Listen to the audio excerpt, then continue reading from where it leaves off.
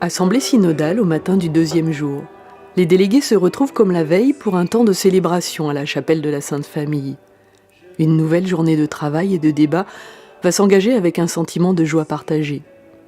Agneau de Dieu, toi qui enlèves le péché de notre monde, entends nos cœurs, vois notre voix, viens nous sauver, viens nous rendre pitié. Agneau de Dieu, toi qui enlèves le péché de notre monde, entends nos cœurs, vois notre foi, viens nous sauver, viens nous combattre. En sortant de la messe, on est tous vraiment dans la joie de reprendre cette journée, la joie de voir les propositions des autres et la joie de se dire qu'on continue à travailler et à essayer de discerner ce que le Seigneur veut pour notre Église. Hier, il y avait un peu plus de... c'était pas de la peur, c'était du qu'est-ce qui va se passer, quoi, hein, comment ça va se passer.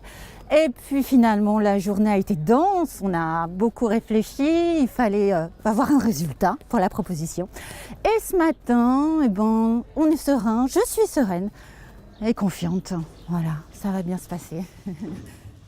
Des propositions formulées la veille par les commissions et déjà adoptées par l'Assemblée plénière commencent à faire leur chemin dans les têtes et dans les cœurs.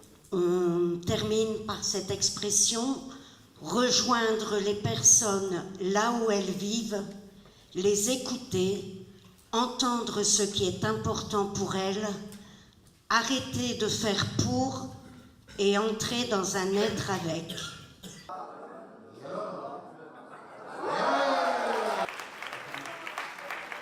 Mais pour moi, elle est profondément...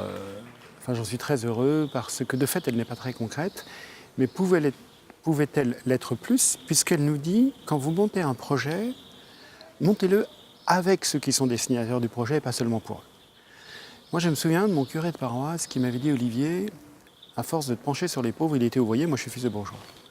Il me parlait d'une situation, dans le diocèse, j'avais 17-18 ans, il m'a dit, tu sais Olivier, sois toi-même. En revanche, toi-même, sois avec les autres. À force de te pencher sur eux, d'être pour eux, tu vas te casser la gueule. Mais si tu es avec eux, vous ferez des choses extraordinaires. Voilà, ça me revient à ce moment-là.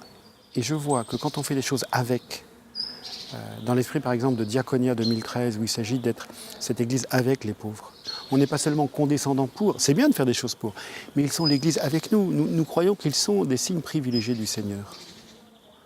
Il faut qu'on soit avec eux. Et ça peut tout changer en fait. Ça paraît anodin, mais moi je crois que ça peut changer énormément et ça me réjouit vraiment que c'était adopté hier. Le père évêque, Olivier Le Borgne, tient une place tout à fait particulière dans ces journées d'assemblée synodale. Il est là, à l'écoute et bienveillant, mais il ne prend pas part au débat, ne participe pas au travail des délégués pour les laisser libres de suivre leur chemin.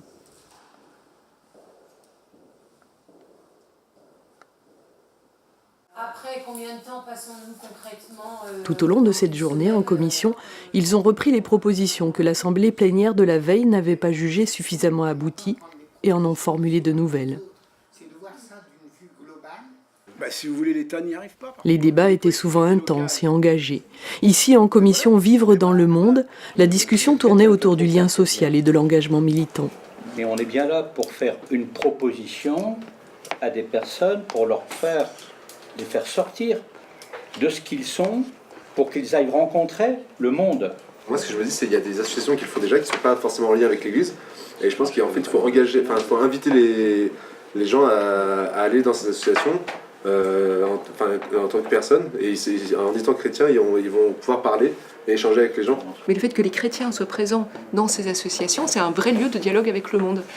Dans le cas de ces discours, le pape Benoît XVI, quand il dialoguait avec les musulmans, c'était toujours d'un point de vue de l'action concrète et des engagements de fraternité.